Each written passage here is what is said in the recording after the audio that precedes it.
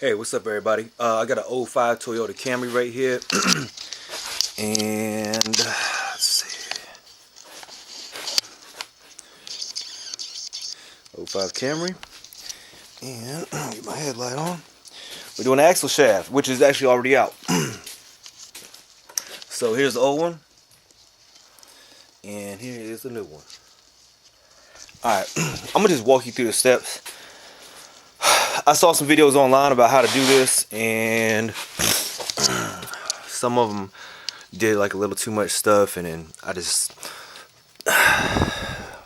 thought I'm just walking you through it because I got this done. Like, it says it takes 2.5 hours to do this job, but I got this out in less than 30 minutes. First thing you want to do, now the prevention right here is going to help you out. So first thing you want to do on this right here, you want to clean the threads here. You want to clean these threads. Best way to do it, I mean, you could take a wire brush, but I like taking the drill and putting one of these attachments on the end of the drill, and this will knock all the rust right off the threads. So that right there. Also, same thing for your axle shaft that goes in here. Let's see, this is going to be very rusty. The threads right here get very rusted up, and whoever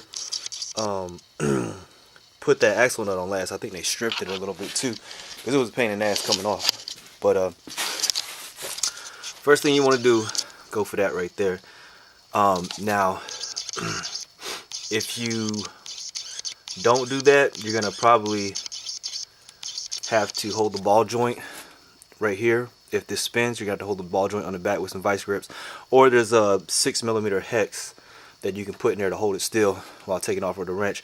But I cleaned it off, hit it with a 14mm impact, and it came right off. Piece of cake. All right, next thing is a 10mm bolt right here. That's for your speed sensor, your ABS speed sensor.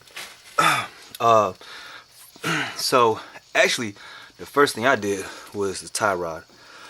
Just gonna take out on the bottom, it's gonna be a 18mm nut on the bottom. I just pulled out the cotter pin and knocked the 18mm loose, hit this with a hammer to shock it, and boom, came right out. These are 17mm bolts and nuts on the bottom of your control arm. You just take a pry bar and push that down. I actually just push it down with my hand to get your lower ball joint assembly out of the control arm. But I always do these first, the tie rods, because once you take this off, once you get your tie rod end out, you have a lot of movement. You can move your steering knuckle and left and right, so you got access or a lot of free play with it. Now this right here didn't want to come out so easy. I was hitting it with a hammer because I knew first. Actually, I'd use show you. Always use these right here, a needle nose tip on an air hammer. That usually is pretty good. But if it doesn't, then this is what you want right here. It's a hub puller right here, and just goes on like that right there, and you just put your lug nuts on there. That I had to have that right there to get this bad boy out. Next thing, snap ring. This is located right here. So come on in here, take a look. All right, so it's gonna be right here and right here. So I was on my back looking through this bottom, and I came in here with the pliers and just took it like that and pulled it out. So just coming through this way right here with your pliers, squeeze them down. Just some regular pliers like that. That's all it took. Now to get it out, I came right here with the air hammer and a curved bit like that. It's got like a little curve to it. And then hit it and the whole assembly will come out.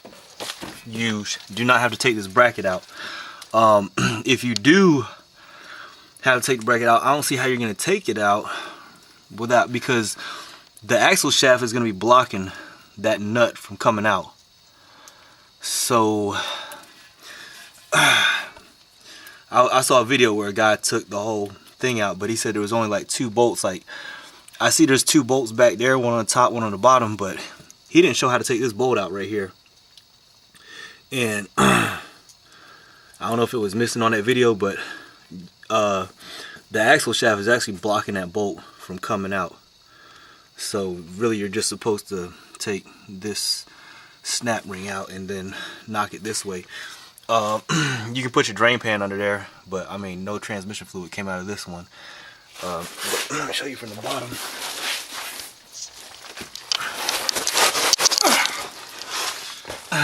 So that's what it looks like here.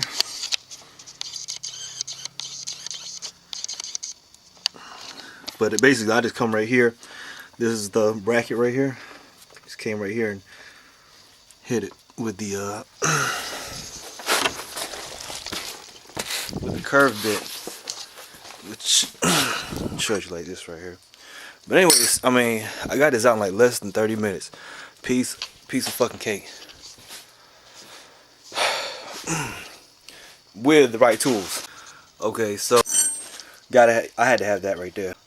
Alright, so I'm just like in the process of putting this in. So all you do is just slide it down in there, through the bracket, line it up inside the transmission. I like to come down here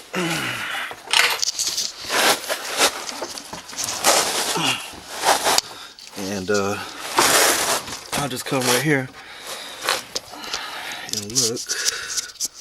See if I can get you guys.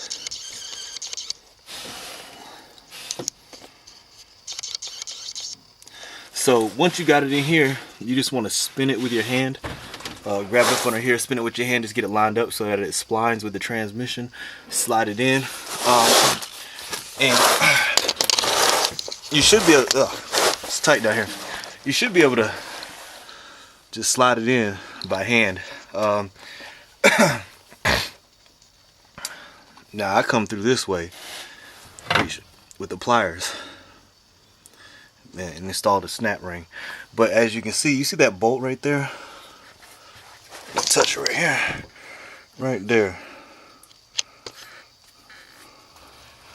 It's right there. It is. See, done right there. That,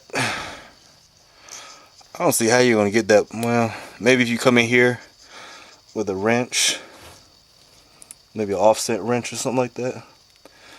But it looks like it's gonna hit the axle shaft when it's coming out. But anyways, anything's possible.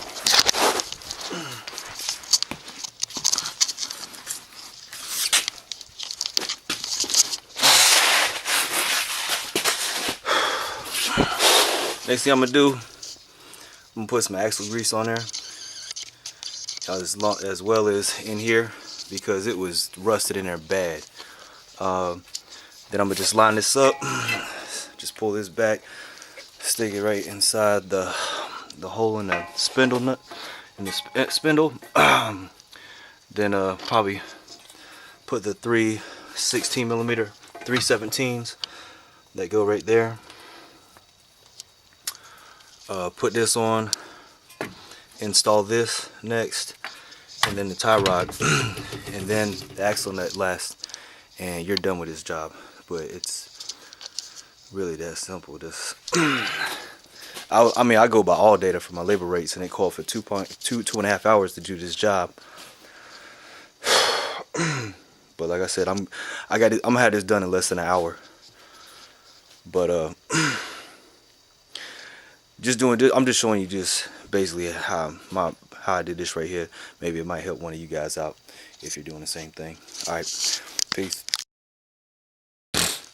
One more thing as I was doing this, if you're having a hard time getting that sway bar to line up, just put your jack stand under the control arm like that, and then lower your jack down until that lines up with the hole right there, and that should go on no problem. That's a 17 millimeter on this particular one right here. This right here was a 32 on the aftermarket version. The aftermarket note was a 32. Don't forget to install your ABS speed sensor, wheel speed sensor, and then put this back in right here, tighten it down, and you're done, good to go. Alright, thanks for watching, peace.